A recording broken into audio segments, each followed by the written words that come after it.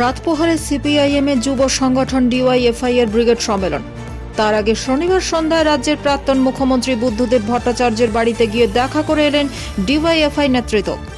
কলতান দাশগুপ্ত, মীনাক্ষী মুখোপাধ্যায় সহ ডিওয়াইএফআই নেতৃত্ব গিয়েছিলেন বুদ্ধদেবের বাড়ি। আগামীকালের ব্রিগেডের জন্য বার্তা আনতে প্রাক্তন মুখ্যমন্ত্রী বাড়িতে মীনাক্ষীরা গিয়েছিলেন বুদ্ধদেবের প্রাম অ্যাভিনিউর বাড়িতে। বুদ্ধদেবের বাড়ি থেকে বেরিয়ে মীনাক্ষী জানিয়েছেন, রবিবার ব্রিগেড ভালো হবে বলে জানিয়েছেন বুদ্ধবাবু। বুদ্ধবাবুর সঙ্গে সাক্ষাতের পর মীনাক্ষী বলেছেন, আমাদের সংগঠনের প্রতিষ্ঠাতা সম্পাদক কমরেড বুদ্ধদেব ভট্টাচার্য, রাজ্যের প্রাক্তন মুখ্যমন্ত্রীর সংগঠনে আমরা এখন যুক্ত।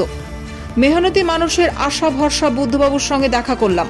আমাদের পূর্বসূরির কাছে আগামীকালের ব্রিগেডে আমাদের দাবি দেওয়ার কথা জানিয়েছি। উনি শুনেছেন, অভিনন্দন জানিয়েছেন।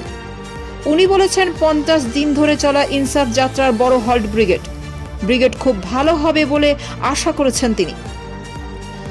বুদ্ধদেবের স্ত্রী মীরা ভট্টাচার্য বলেছেন, কাল যা হবে তা সবাই মিলে কামনা করছি বড় মাপের একটা সমাবেশ হবে। বুদ্ধদেবের কথায় যে তারা অনুপ্রাণিত হন তা এদিন জানিয়েছেন মীনাক্ষী। তিনি বলেছেন, বুদ্ধবাবু আমাদের অনুপ্রেরণা দেন, সাহস যোগান। কালকের ব্রিগেড বড় ব্রিগেড ও ভালো ব্রিগেড হবে বলেছেন। এটা আমাদের কাছে বাড়তি অনুপ্রেরণা ও সাহস।